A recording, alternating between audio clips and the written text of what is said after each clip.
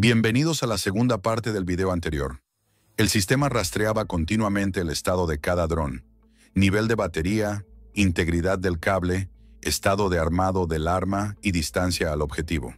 Cuando un dron experimentaba dificultades, la IA recalculaba instantáneamente todo el plan de ataque, cambiando las asignaciones para garantizar el éxito de la misión, incluso con recursos reducidos.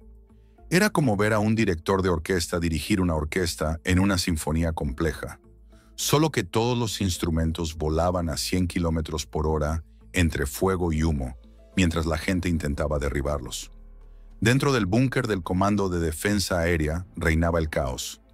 Pero no era porque sus pantallas estuvieran en blanco, era peor. Estaban inundados de señales fantasma, datos falsificados introducidos deliberadamente en sus sistemas por la IA ucraniana. Esta técnica se denomina inyección de objetivo falso en la terminología de la guerra electrónica.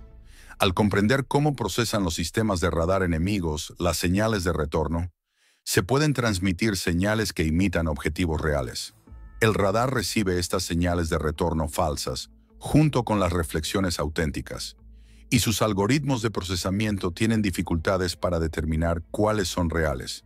La IA ucraniana generaba docenas de señales fantasma de drones, cada una moviéndose erráticamente, apareciendo y desapareciendo, creando la impresión de un enjambre masivo atacando desde múltiples direcciones simultáneamente.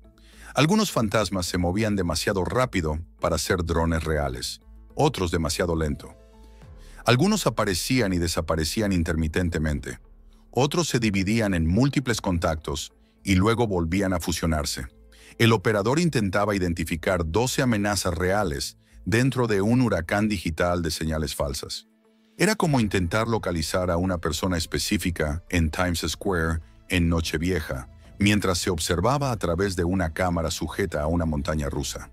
Los algoritmos de seguimiento del sistema de radar estaban diseñados para gestionar la interferencia, señales falsas del clima, el terreno, las olas del océano, pero asumían que la interferencia era aleatoria, o al menos seguía patrones físicos predecibles. Esto no era interferencia. Era un engaño inteligentemente diseñado, específicamente para explotar las características conocidas de este sistema de radar en particular. En medio del ruido digital, un operador defensivo tuvo suerte. Por una fracción de segundo, su sistema logró una localización precisa. La combinación de confirmación visual mediante cámaras y una breve interrupción en la interferencia electrónica le proporcionó una pista real de uno de los drones reales. El entrenamiento se llevó a cabo, objetivo identificado, criterios de combate cumplidos. Un misil lanzado desde su riel, el motor encendió con un rugido de propelente. Los sistemas de guía se activaron, dirigiendo el interceptor hacia el contacto designado. Encontró su objetivo. Un dron de ataque desapareció en un destello de fragmentos compuestos y componentes electrónicos esparcidos a cientos de metros. Para la tripulación rusa fue una victoria. Un enemigo eliminado, prueba de que los sistemas defensivos aún podían funcionar a pesar del caos. Pero no fue una victoria. Fue el último movimiento en la jugada orquestada por Ucrania. Ese dron fue programado deliberadamente con una trayectoria de vuelo ligeramente más agresiva. Una pieza de sacrificio diseñada para atraer el fuego y confirmar la posición del último defensor activo. En el momento del lanzamiento del misil, su columna de escape creó una brillante señal térmica y de radar. El punto de lanzamiento se identificó al instante con precisión.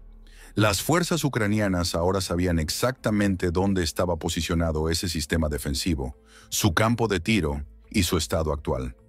Más importante aún, la tripulación rusa acababa de revelar que aún les quedaban interceptores y que estaban dispuestos a usarlos. Esa información era valiosa. Significaba que las oleadas posteriores tendrían que considerar la defensa activa continua en lugar de asumir que el sistema estaba agotado o inutilizado.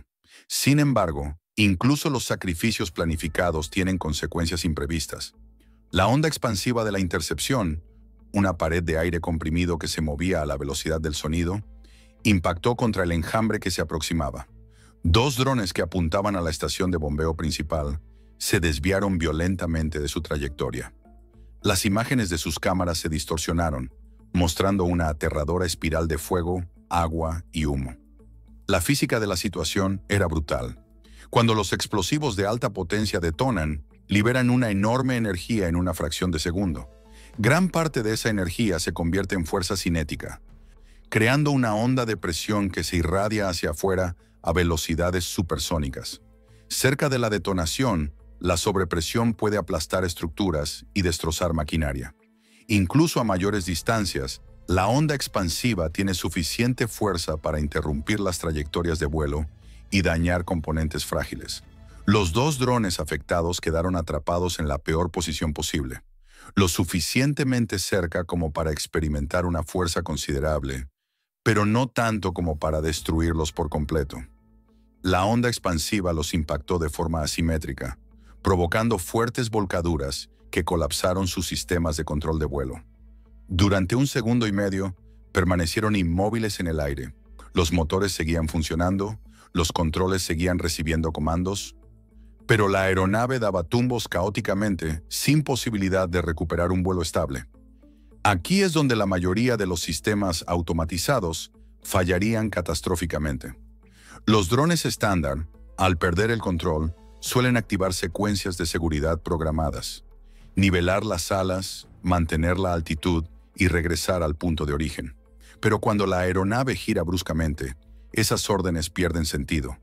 El controlador de vuelo envía instrucciones para nivelar las alas, pero no puede determinar en qué dirección está nivelada cuando los sensores de orientación informan valores imposibles. Pero la IA no entró en pánico. Reconoció la situación al instante. Velocidades de rotación anormales, datos conflictivos de los sensores, pérdida de referencia de actitud estable. En lugar de intentar solucionar el problema inmediato, hizo algo más sofisticado. Redirigió al instante el 100% de su capacidad de procesamiento a la crisis, recalculando 11 rutas de vuelo simultáneamente para considerar nuevos vectores de amenaza y la pérdida repentina de 2 activos. La IA tomó una decisión calculada: ignorar temporalmente los 2 drones que volcaban y reasignar sus objetivos a otros elementos de la formación. Si se recuperaban, excelente, podrían reincorporarse al ataque. Si no, la misión seguiría teniendo éxito porque sus objetivos ya estaban cubiertos. Simultáneamente, la IA envió nuevas órdenes a los drones en caída libre: dejar de intentar mantener el vuelo nivelado y, en su lugar, usar el giro para eliminar el exceso de momento angular mientras descendían a una altitud donde un aire más denso les proporcionaría mayor control. Era contraintuitivo. Girar deliberadamente más rápido un momento para cambiar el eje de orientación y luego usar la resistencia aerodinámica para detener la rotación una vez alineados correctamente. Era el software de un vehículo autónomo que navegaba en un choque múltiple de 10 coches en tiempo real a velocidad de autopista. Cada cálculo importaba. Cada decisión tenía consecuencias en cascada. En 2 segundos, los 2 drones en caída libre se estabilizaron, se fijaron en nuevos objetivos secundarios y se reincorporaron a la formación. Sus objetivos originales, las estaciones de bombeo principales, ahora estaban asignados a drones que se acercaban desde vectores diferentes. Los objetivos secundarios eran más pequeños, pero seguían siendo valiosos. Un edificio de control que albergaba sistemas de supervisión y una subestación eléctrica que suministraba energía a la instalación portuaria. La adaptabilidad era notable. En una operación controlada por humanos, la pérdida de 2 drones generaría confusión, requeriría comunicación por radio para reasignar objetivos y probablemente resultaría en la degradación o el fracaso de la misión. La IA simplemente absorbió la pérdida, ajustó el plan y continuó la ejecución sin perder el ritmo. Desde la cubierta del petrolero, los marineros podían oír el agudo chirrido de los motores eléctricos por encima del rugido de los incendios. El sonido era inconfundible. No era el profundo rugido de los motores a reacción, ni el rítmico golpeteo de los rotores de los helicópteros, sino un agudo, casi como un zumbido de insectos, proveniente de pequeños sistemas de propulsión eléctrica funcionando a máxima potencia. La tripulación probablemente estaba confundida. Las sirenas antiaéreas sonaban.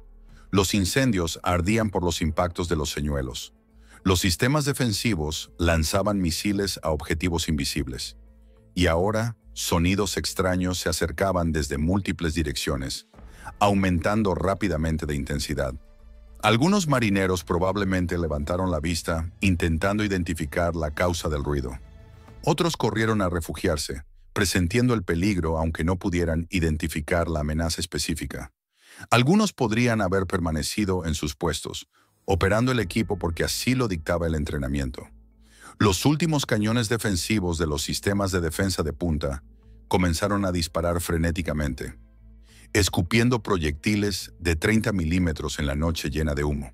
Estas armas estaban diseñadas como protección de último recurso, cañones de corto alcance y alta cadencia de tiro, destinados a destruir misiles o aeronaves que penetraran todas las demás capas defensivas. Los artilleros luchaban a ciegas, básicamente.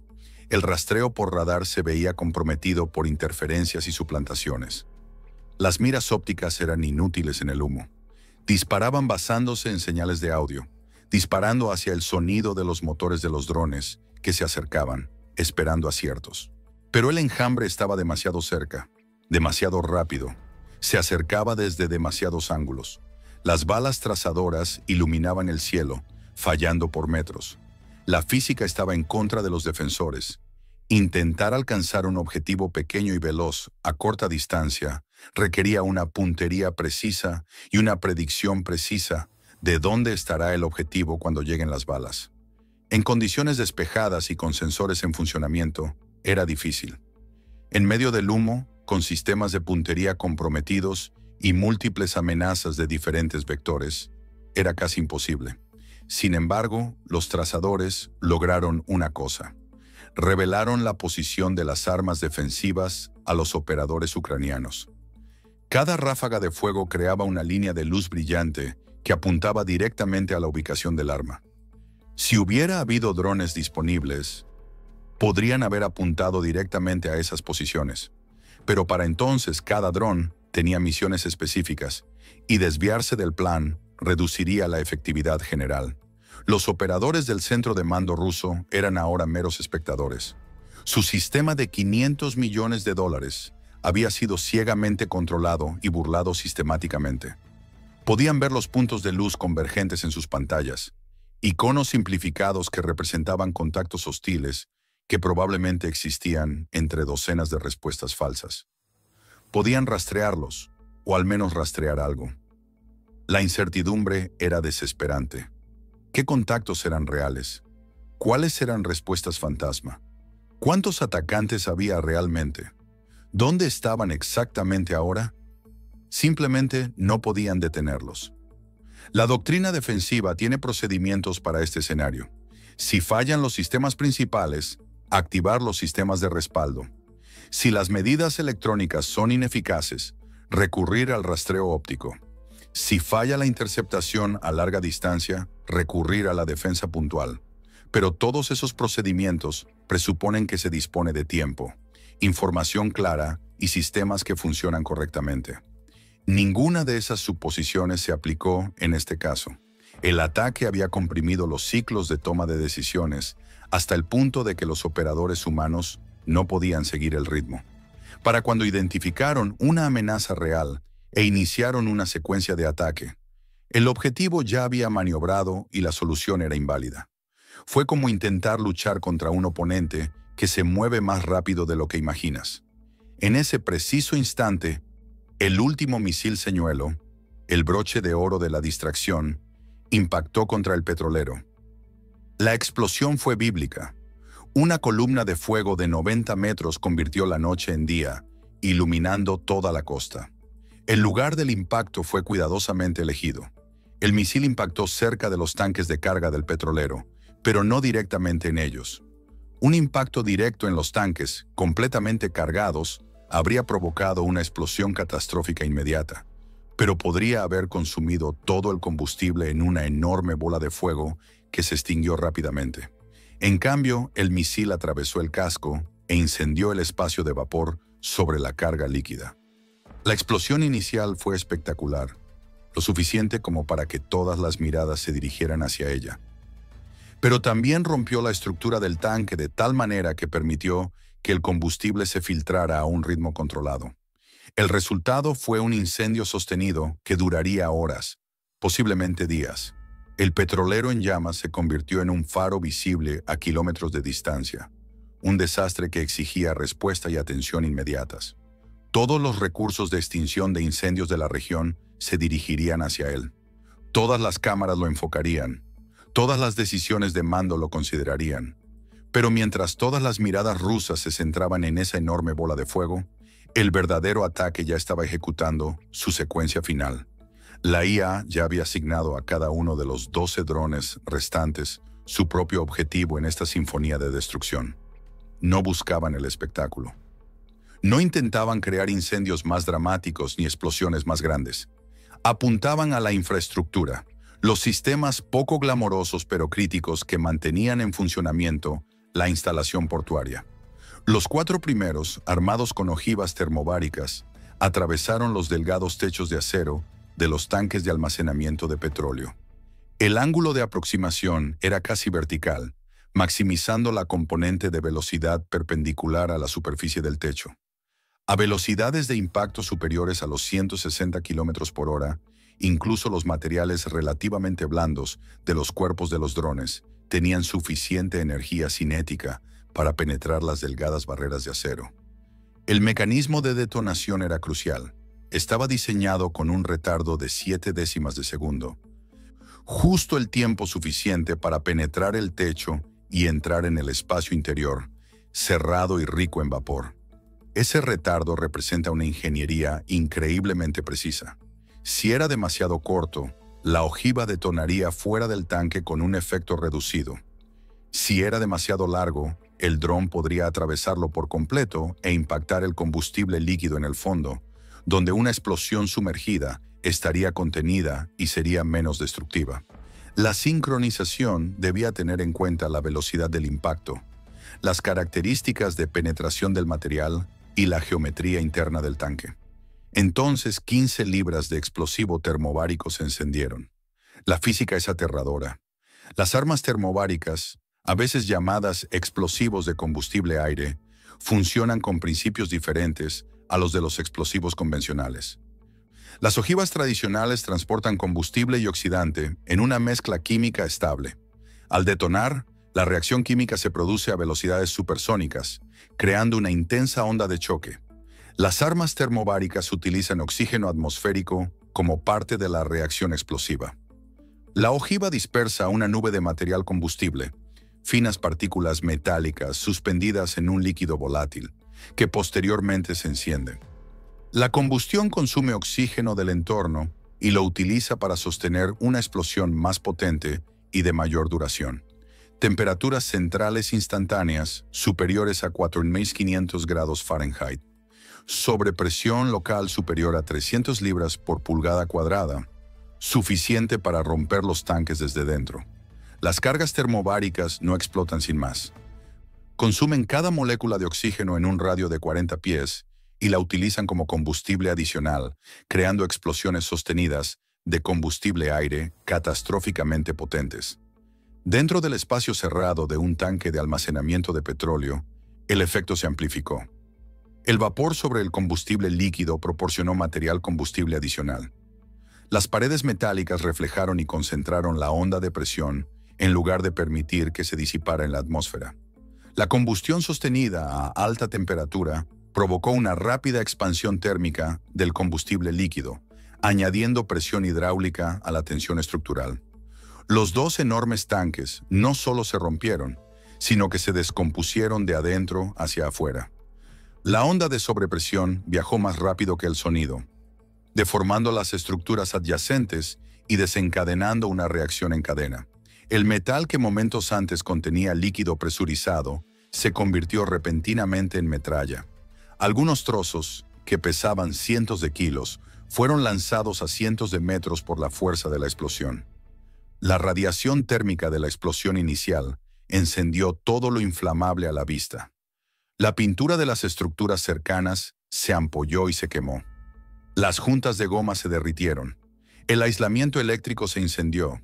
El calor fue lo suficientemente intenso como para encender materiales que normalmente no se consideran combustibles. Los accesorios de aluminio comenzaron a oxidarse rápidamente. Los componentes de acero se descascarillaron y se debilitaron. Y dado que las refinerías de petróleo y las instalaciones de almacenamiento son sistemas inherentemente interconectados, los daños en un lugar se propagaron a otros. Las tuberías que transportaban combustible de los tanques rotos comenzaron a expulsar su contenido, que se incendió inmediatamente al exponerse al fuego circundante. El combustible en llamas se extendió por el suelo, siguiendo patrones de drenaje y acumulándose en zonas bajas. Los 8 drones restantes, armados con cargas huecas perforantes, impactaron en las uniones de tuberías y estaciones de bombeo. No eran mazos, sino bisturíes, diseñados para penetrar 45 centímetros de acero reforzado y 90 centímetros de hormigón antes de detonar en su interior. La tecnología de cargas huecas es fascinante desde una perspectiva de ingeniería. La ojiva consiste en un explosivo de alta potencia formado con un patrón geométrico específico, típicamente cónico, con un revestimiento metálico. Cuando el explosivo detona, la energía se concentra hacia el interior, colapsando el revestimiento metálico en un chorro de metal fundido y plasma de alta velocidad que puede penetrar un blindaje mucho más grueso de lo que sugiere el diámetro de la ojiva. Los misiles antitanque militares utilizan esta tecnología para destruir vehículos fuertemente blindados. Los mismos principios se aplican a la infraestructura industrial. Una ojiva relativamente pequeña, correctamente diseñada, puede superar las barreras protectoras que detendrían los explosivos convencionales. Los drones que atacaban las estaciones de bombeo apuntaban a las propias carcasas de las bombas, la maquinaria pesada que mueve millones de galones al día a través del sistema de distribución. Los chorros de carga hueca perforaron las carcasas protectoras y destruyeron los mecanismos internos, impulsores, ejes, cojinetes y sellos. Las bombas no solo dejaron de funcionar, sino que quedaron completamente irreparables, requiriendo un reemplazo completo en lugar de un simple mantenimiento. Las uniones de tuberías, los puntos donde se unen varias tuberías y el flujo se dirige a través de válvulas y sistemas de control, fueron atacadas de manera similar. Las cargas huecas atravesaron las paredes de las tuberías y destruyeron los mecanismos de las válvulas. Cuando las tuberías de alta presión se rompen, el fluido que escapa es peligroso incluso antes de considerar el riesgo de incendio. El petróleo crudo a presión puede cortar la carne y arrancar el equipo de sus soportes. Una cosa es quemar el combustible. Otra es romper la máquina que lo suministra. Las arterias principales de la operación, que procesaba 761,000 barriles diarios, quedaron cortadas. Una columna de fuego de casi 200 metros surgió de las tuberías rotas, alimentada por una inmensa presión interna. No era solo un incendio, sino un reactor químico, activado deliberada y precisamente. La presión en los principales oleoductos se mantiene alta para permitir un transporte eficiente a largas distancias. Cuando estas tuberías se rompen, la presión no desaparece instantáneamente. Todo el sistema tarda minutos en despresurizarse. Durante ese tiempo, el combustible continúa saliendo de la brecha a gran velocidad y volumen, alimentando incendios que rápidamente superan cualquier capacidad realista de extinción. Los operadores que gestionaban las instalaciones habrían tenido segundos para reaccionar una vez que se percataron de la gravedad de la situación. Existen procedimientos de parada de emergencia: cerrar válvulas para aislar las secciones dañadas, despresurizar los sistemas para reducir el caudal y activar los sistemas de extinción de incendios. Pero estos procedimientos presuponen que se cuentan con sistemas de control en funcionamiento y tiempo para ejecutarlos. Los ataques se habían dirigido contra la infraestructura de control y el equipo físico. Los sistemas de supervisión resultaron dañados o destruidos. Las redes de comunicación se interrumpieron. Los operadores no pudieron controlar eficazmente lo que no podían monitorear, ni tampoco pudieron monitorear los sistemas cuyos sensores y enlaces de datos habían sido cortados. Las 5:12 de la mañana. Las sirenas antiaéreas aullaban por toda la ciudad. Un sonido ahora trágicamente inútil. El ataque ya había terminado. Los drones habían alcanzado sus objetivos. La destrucción estaba consumada. Las sirenas advertían a la gente sobre una amenaza que ya había alcanzado su objetivo. Los bomberos no podían acercarse a menos de 1 kilómetro. El calor era demasiado intenso, el humo demasiado denso, el peligro demasiado grande. Extinguir un incendio requiere acercarse a las llamas con equipo especializado, camiones cisterna, aplicadores de espuma y equipo de protección. Pero cuando se producen múltiples incendios masivos, simultáneamente, alimentados por productos derivados del petróleo, que generan radiación térmica que enciende materiales a distancia, la extinción tradicional se vuelve imposible. Las tuberías secundarias se habían roto, arrojando dragones de llamas a través de los caminos de acceso. Esto creó zonas de fuego intransitables que cortaron las rutas de acceso y aislaron diferentes secciones de las instalaciones. Incluso si los bomberos hubieran podido llegar a una zona, no podrían moverse entre zonas para abordar la magnitud completa del desastre. Los incendios eran autosuficientes en ese momento. Los productos derivados del petróleo contienen una enorme densidad energética, por eso son valiosos como combustible. Cuando esa energía se libera mediante la combustión, mantiene temperaturas lo suficientemente altas como para perpetuar el proceso de combustión. Los incendios continuarían hasta que se agotara el combustible o se pudieran movilizar enormes recursos de extinción, mucho más allá de los disponibles de inmediato. Entonces llegó el golpe final. Los 2 últimos drones de la formación, con sus misiones actualizadas en tiempo real por la IA, ignoraron el infierno ardiente. Ascendieron, giraron y se lanzaron directamente hacia el puesto de mando de defensa aérea que dominaba el puerto. Esto requirió una disciplina notable en el diseño del software. El objetivo principal de la IA era destruir la instalación portuaria, y para entonces ese objetivo se había cumplido. Los incendios ardían, la infraestructura estaba dañada, la misión se había logrado. Pero la IA había sido programada con un pensamiento estratégico más amplio. El sistema de defensa aérea, aunque neutralizado para este ataque en particular, podía repararse y amenazaría las operaciones futuras. Destruirlo permanentemente cumplía objetivos estratégicos más allá de la misión inmediata. Los 2 drones se acercaron desde un ángulo que minimizaba su exposición a cualquier capacidad defensiva restante.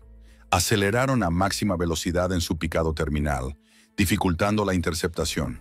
Sus cargas huecas atravesaron la carcasa del sistema de radar principal. El radar, los ojos y oídos de toda la red defensiva, era un conjunto de transmisores, receptores y equipos de procesamiento de señales, diseñado con precisión. Requería una calibración cuidadosa y una alineación mecánica extremadamente precisa para funcionar correctamente. Los propulsores de carga hueca no solo dañaron el radar, sino que destruyeron por completo su capacidad de volver a funcionar. Las detonaciones destrozaron placas de circuitos, deformaron componentes estructurales y dispersaron componentes críticos por la cima de la colina. Incluso si hubiera piezas de repuesto disponibles, la propia estructura de montaje se vio comprometida, lo que dificultó su reinstalación. El protector se había convertido en el objetivo. En un último destello irónico, el sistema de $500 millones, los ojos y oídos de toda la defensa aérea de la región, se convirtió en un monumento ciego e inútil. El valor simbólico era significativo. No se trataba solo de eliminar una amenaza, se trataba de demostrar capacidad. El mensaje era claro. Podemos localizar sus defensas más sofisticadas, penetrarlas y destruirlas a voluntad. La escena en el puerto era apocalíptica. El petrolero, con el casco roto por el impacto inicial, se escoraba en un ángulo de 27 grados, derramando una mancha de petróleo que ya se extendía a 8 millas náuticas. El brillo de la superficie del agua reflejaba la luz del fuego, creando un resplandor anaranjado casi surrealista que se extendía a lo lejos. Se confirmó la muerte de 3 marineros. 11 más sufrieron quemaduras graves. Estas cifras representan el coste humano del ataque. Personas con familias, historias y futuros que se vieron repentina y violentamente interrumpidos. En el análisis estratégico de las operaciones militares, las bajas a menudo se convierten en estadísticas, pero cada número representa una vida y la de quienes la rodean. Los tripulantes supervivientes se enfrentaron a decisiones terribles: permanecer a bordo de un barco averiado y en llamas e intentar contener el desastre, o abandonar el barco y arriesgarse a las aguas, que ahora estaban cubiertas de petróleo en llamas en algunos puntos. Las imágenes satelitales capturadas a la mañana siguiente mostraban una devastación que se parecía menos a un ataque militar y más a una erupción volcánica. 2 atracaderos principales se habían derrumbado por completo. Los atracaderos eran estructuras robustas de hormigón y acero, diseñadas para albergar enormes buques de carga. Su destrucción indicó fuerzas de sobrepresión que excedían con creces las tolerancias estructurales normales. Una grúa portacontenedores de $3 millones quedó doblada por la mitad, como un juguete. Estas grúas son equipos enormes, de varios pisos de altura, construidas con acero estructural y diseñadas para levantar contenedores de muchas toneladas. El hecho de que las fuerzas explosivas pudieran deformarlas de forma tan drástica indica la potencia de las explosiones en cascada. La parálisis fue total. Todos los sistemas que mantenían el puerto en funcionamiento resultaron dañados o destruidos. Incluso si los bomberos pudieran extinguir las llamas, se necesitarían meses de reparaciones antes de que se reanudaran las operaciones. Se necesitaría fabricar o adquirir equipo especializado en otros lugares. La remediación ambiental tendría que abordar los derrames de petróleo y el suelo contaminado. Los ingenieros estructurales tendrían que evaluar la seguridad de cada edificio y componente restante. Las consecuencias estratégicas fueron inmediatas y globales. 761,000 barriles diarios, el 2% del suministro mundial, se desvanecieron de la noche a la mañana. El mercado petrolero es extraordinariamente sensible a las interrupciones del suministro, porque el equilibrio entre la producción y el consumo opera con márgenes relativamente estrechos. Eliminar el 2% del suministro crea una escasez que se extiende por todo el sistema. Los precios del petróleo subieron más del 2% en las primeras horas de negociación al difundirse la noticia del ataque. Operadores y analistas se apresuraron a evaluar las implicaciones. ¿Cuánto tiempo permanecería fuera de servicio la instalación? ¿Podría aumentarse la producción en otros lugares para compensar? ¿Eran otras instalaciones vulnerables a ataques similares? La incertidumbre en sí misma genera volatilidad en los precios, ya que los participantes del mercado ajustan sus posiciones basándose en información incompleta. Para Rusia, el impacto económico se extendió más allá de la pérdida inmediata de ventas. Grandes buques de guerra se vieron obligados a retirarse del puerto, tanto porque las instalaciones dañadas no podían respaldar sus operaciones, como porque su presencia cerca de un sitio que acababa de ser atacado con éxito representaba un riesgo inaceptable. Los buques de guerra se reubicaron en puertos alternativos, lo que generó complicaciones logísticas y aumentó los costos operativos. Las pérdidas directas de ingresos comenzaron a desangrar la economía de guerra a un ritmo de $68 millones diarios. Este cálculo se basa en la capacidad de procesamiento de las instalaciones, multiplicada por los precios actuales del petróleo, menos los costos de extracción y transporte. 68 millones diarios equivalen a casi $2,000 millones al mes. 25,000 millones anuales si las instalaciones permanecieran fuera de servicio durante un año completo. En realidad, las instalaciones no permanecerían completamente fuera de servicio durante tanto tiempo. Las reparaciones eventualmente restaurarían parcialmente su capacidad. Pero incluso 6 meses de interrupción representan más de $12,000 millones en pérdidas de ingresos, suficientes para financiar operaciones militares significativas o brindar un alivio económico sustancial a la población civil.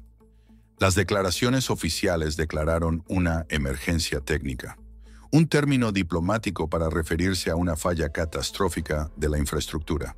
La redacción fue cuidadosa, diseñada para reconocer la situación sin proporcionar información que pudiera ser útil a los adversarios ni crear problemas políticos internos. Esa noche de noviembre se demostró una nueva verdad de la guerra moderna. No se necesita una flota de $1,000 millones para controlar aguas estratégicas. Se necesitan plataformas no tripuladas, municiones de precisión e inteligencia que sepa exactamente dónde atacar. Las implicaciones filosóficas son profundas. Durante siglos, el poder militar dependía principalmente de los recursos. Quien pudiera construir el ejército más grande, la mayor cantidad de barcos y las fortificaciones más grandes, solía ganar. Hubo excepciones en las que la táctica, la estrategia o el liderazgo superaron las desventajas materiales, pero fueron excepcionales precisamente porque desafiaron la regla general. La tecnología moderna está cambiando ese cálculo. Sistemas relativamente económicos, cuando se emplean con creatividad, pueden derrotar defensas que cuestan órdenes de magnitud más. Una flota de buques no tripulados, que cueste quizás decenas de millones, puede destruir infraestructuras valoradas en miles de millones y neutralizar sistemas defensivos que valen miles de millones adicionales. Esto tiene implicaciones en la forma en que las naciones conciben el gasto en defensa y la estrategia militar. ¿Es más eficiente invertir en plataformas y sistemas defensivos costosos o desarrollar capacidades asimétricas que puedan atacar esos sistemas costosos? ¿Cómo defenderse de amenazas que cuestan una fracción de sus sistemas defensivos? La relación de costos lo dice todo. Millones en activos de ataque versus miles de millones en sistemas defensivos y pérdidas de infraestructura. La guerra asimétrica se había convertido en algo que ni siquiera los teóricos militares habían anticipado del todo. La pregunta no es si esto lo cambia todo, es con qué rapidez se adapta el resto del mundo. Las instituciones militares suelen ser conservadoras, que prefieren tecnologías probadas y tácticas establecidas a los enfoques experimentales.